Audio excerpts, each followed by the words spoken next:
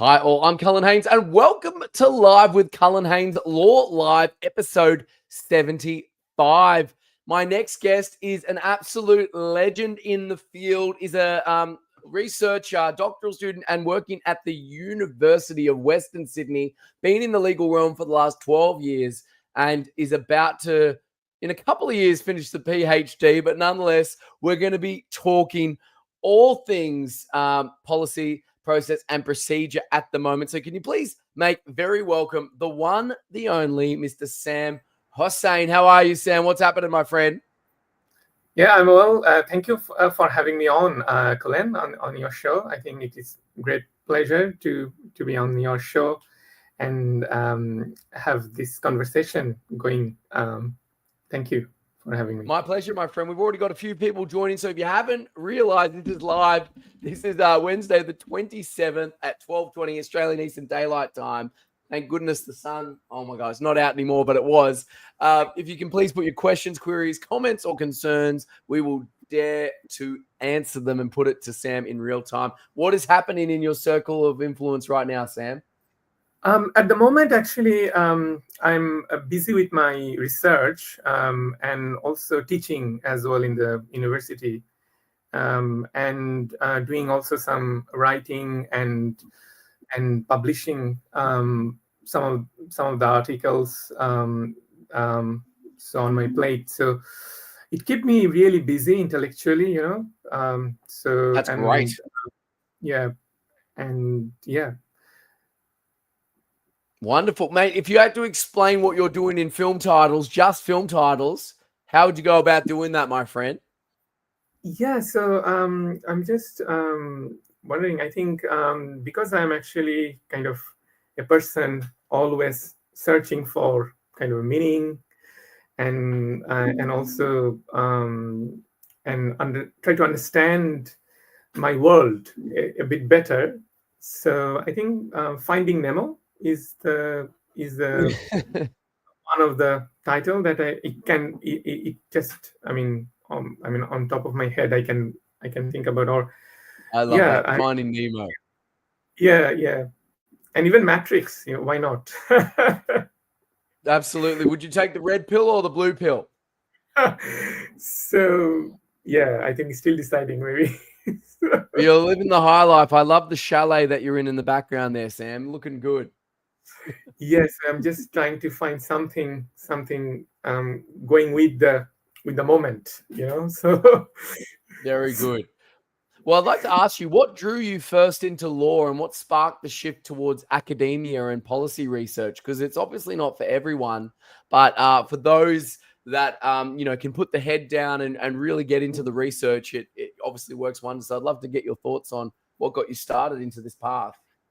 I think for me actually it is kind of to have some of the deeper questions that you want to try to have answers. I mean, often it's not actually the answers, but the process of finding the answers. So it is. So some of the because, as I said, that the clarity is something that I always look for in a complexity of things. So sometimes actually the questions always kind of intrigue me. A number of different kinds of questions. In relation to different areas of life. So law is actually, for me, actually, to be honest, is a kind of a mixed bag. Actually, I mean, it's actually have a bit of everything, So which is I actually consider it as a bit of kind of a complex mix of worlds and lots of things. So research is actually, you need to have lots of passion, and you also need to have that sort of mindset to spend your time on a very specific question that you have. Yes. Often it is actually the questions that you always want some clarity about. It is actually often, I would say, a personal decision, right? So Of that course.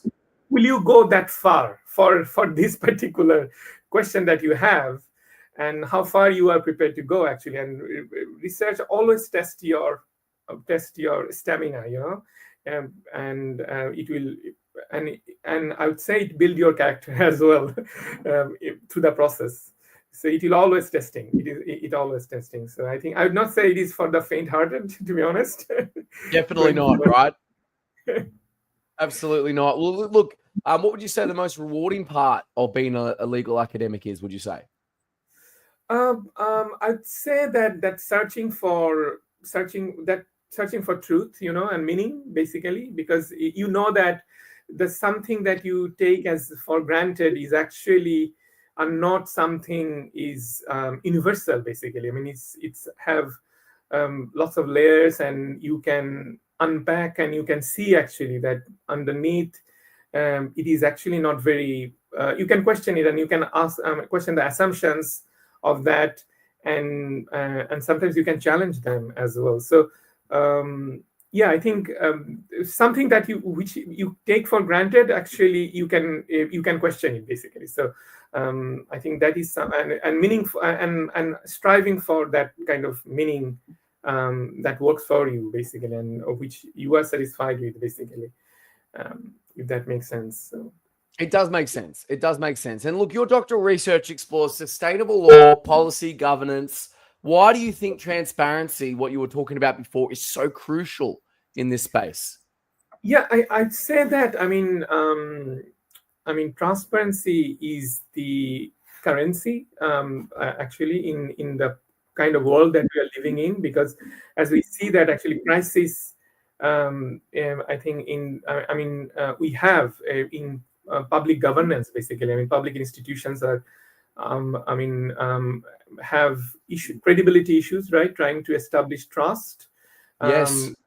with all the with the communities, right? The community have lots of Yes. questions all about all this. So now that's why transparency is absolutely true. Absolutely essential kind of Yes. value that we should aim for all the time. And Of course. Of course. how we have the process to ensure that, actually. So it's a kind of, I think, I'd say, community, of course, also need to be strong enough to ask for those sort of difficult questions and challenge this sort of public institutions as well for transparency. So I think I'd say that it is the currency for any organizations, to be honest, and public institutions are, of course, is of course some institutions which everybody is actually rely on. So they always need to make sure that their process is transparent and they have that sort of trust in the community. Yeah. Makes sense. Makes sense. And what is a surprising skill that has helped you in your career, legal or otherwise, my friend? You can be as honest as you'd like. I'd say I'm an active listener, so I listen. Yes. Try to. Often it is actually. I actually did not. I do not remember that I actively try for this. So I think my character trait is I'm a listener. So I try to listen a lot, and also I think that helps often to understand. Sometimes actually something that colleagues are saying, or clients are saying, or students are saying, if you listen carefully, that can reveal what is the real issue is, and you can actually then engage. So I think I'd say that everybody who I also engage with, I actually try to tell them that, look, I mean, if you listen more than you speak, then I think most of the problems, I think we can solve, actually. Makes sense. Makes sense, my friend. Is there any particular passion projects you're working on right now that you're able to tell us inside the world of law research? I think I have a number of kind of. I think I mean try to work on my kind of creative side of things. Try to write Yes. the book that I think. I mean, always create. I mean, ideas. I mean, come flow through actually. So in my mind, so I try to write down on my journal and try to think that I will. So that is actually something I keep my journals and regularly and try to write down all my ideas and try to actually work on some of them so that it can be a project and um, can have some kind of something that I can bring out to the world basically. So yeah. So Very yeah. good, my friend. Very good. Is On- there I'd something in say the? Oh, go ahead.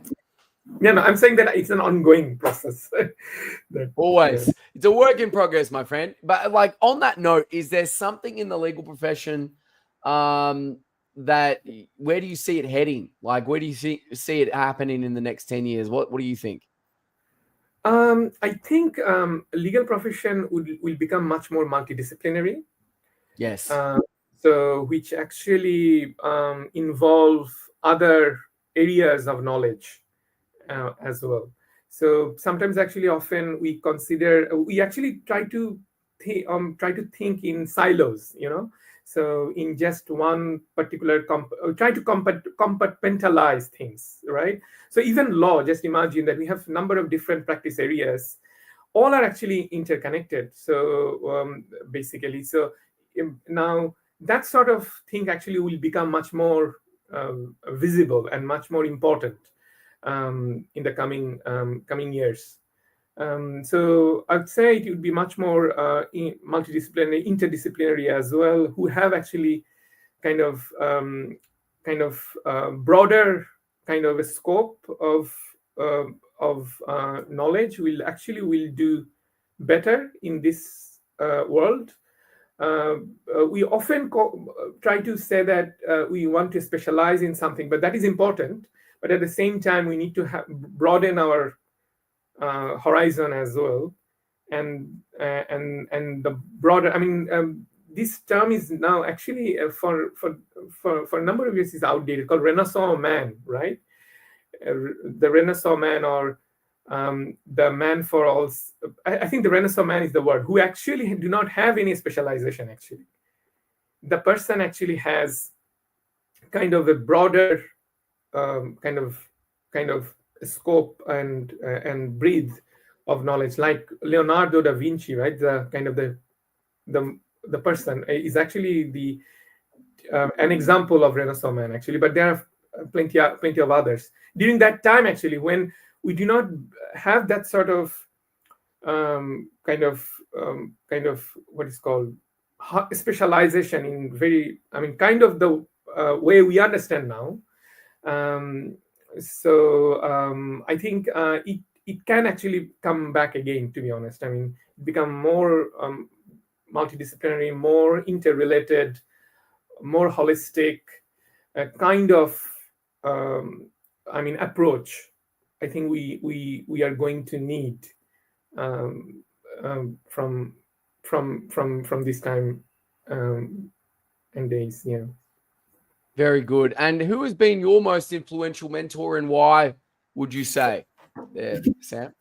I think most of my influential mentors are outside of law. I'm afraid. So, but they some of them are actually also have in the legal field as well.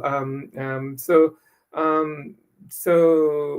So I think my kind of supervisor, I'd say, in the law firm where I started um, a number of years ago, would be one of the mentors that I always kind of try to look up to, and try to kind of the values that they hold often influence my understanding and my approach as well. So which is a bit of humane and much more kind of, law is law, but also not forget about the human side of law as well. I think that actually influenced me. And also, actually, whoever actually come from outside of law, I actually learned from them as well that knowledge is actually organic thing. It's actually a natural process rather than often we consider that life and knowledge are two separate things, but actually they are the same thing. Basically, it's part of an organic process of life where actually knowledge is part of. So so how we actually consume knowledge and absorb knowledge and grow with that is actually an organic process. So if we do not have experience sometimes, but not only just experiential all the time, but it often it is just an information for us maybe, right? So Good point. Good point. And if you could change, switching gears a little bit, if you could change one thing in law, what would it be? I'd say,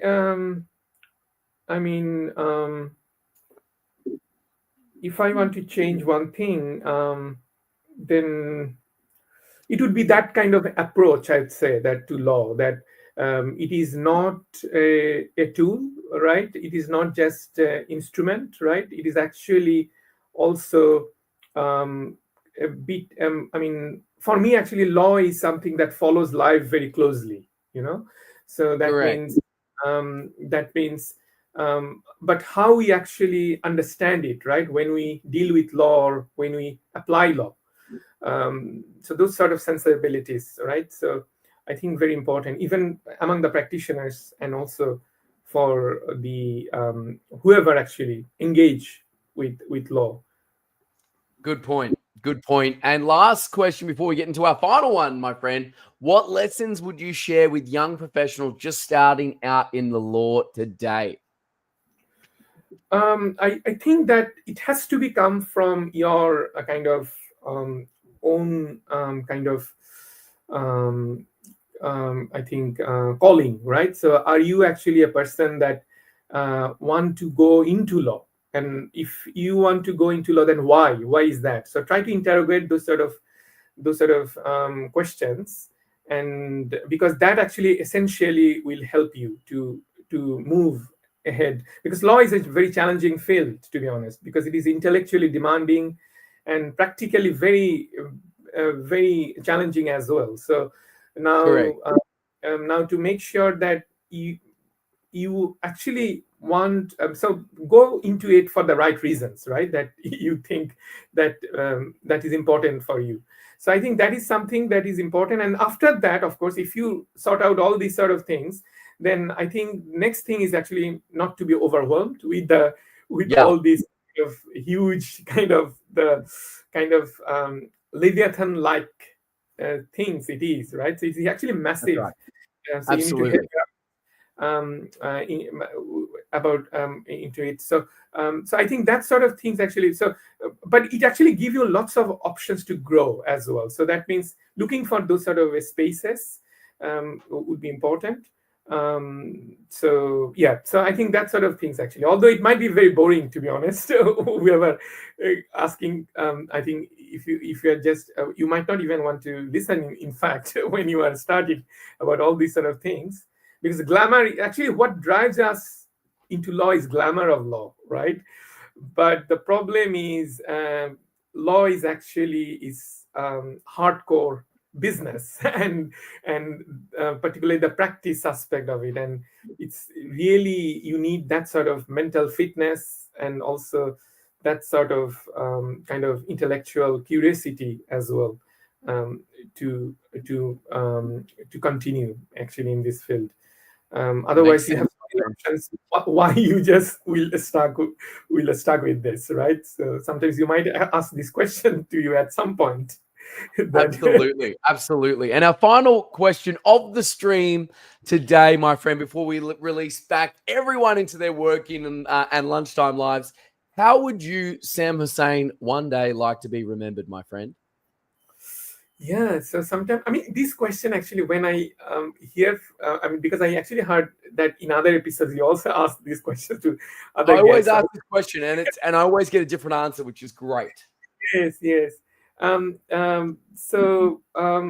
So I think I would be remembered as a person who cares for Yes.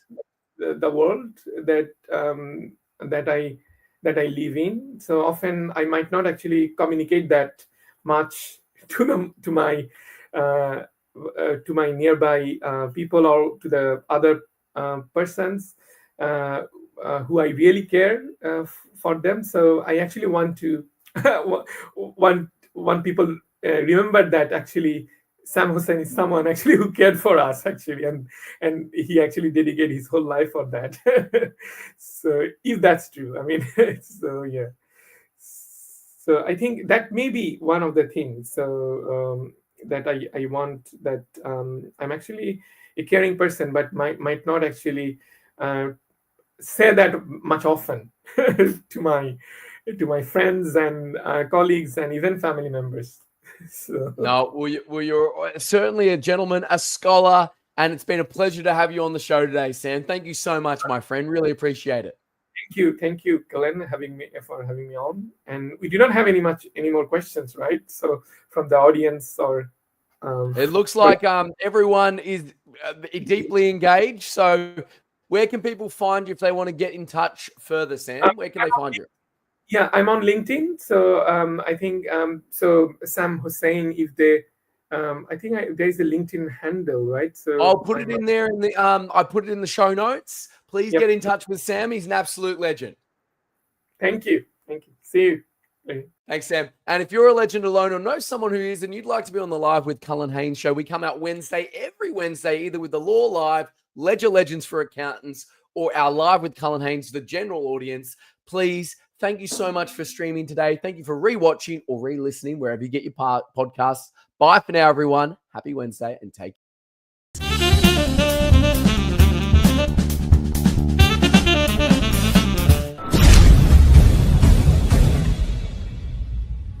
Hey there, Cullen Haynes here, Australia's leading broker for lawyers on LinkedIn, and here's why I want to talk to you today about my new book, The Laws of LinkedIn, 23 ways to find your tribe, build your following, and make 7 figures on LinkedIn. When I started this journey 7 years ago, when we built, myself and Andrew, my business partner, we built Legal Home Loans from the ground up, the pain point for us was we were at a standing start.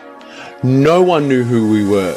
We had no money, we had no contacts, and basically we had to find a way to make our voice heard, talk to our tribe, the legal community, and build trust. And the only thing we had at our disposal was LinkedIn, which was and still is free. There's over 1 billion people on LinkedIn, and I wish when I started, I had this book with me to guide me, because I basically distilled my 23 top leading hacks that we use to build our business to a 7+ figure, and I really want to get it out there and share it with you. So if you're back